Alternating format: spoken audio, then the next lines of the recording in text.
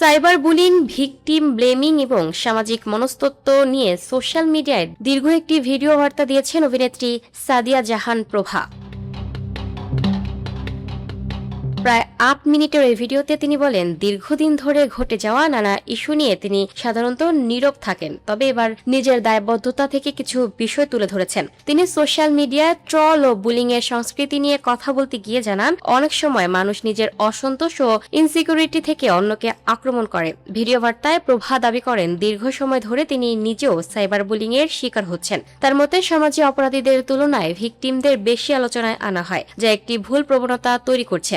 তিনি আরো বলেন, অপরাধীদের যথাযথভাবে জবাবদিহির মধ্যে আনা না হলে সমাজে নেতিবাচক আচরণ বাড়তে পারে। তার এই মন্তব্য সামাজিক যোগাযোগ মাধ্যমে নতুন করে আলোচনার জন্ম দিয়েছে, যেখানে ভিকটিম ব্লেমিং ও অনলাইন বুলিং সংস্কৃতি নিয়ে বিতর্ক চলছে। Lucky Akter, up to date news, Dhaka.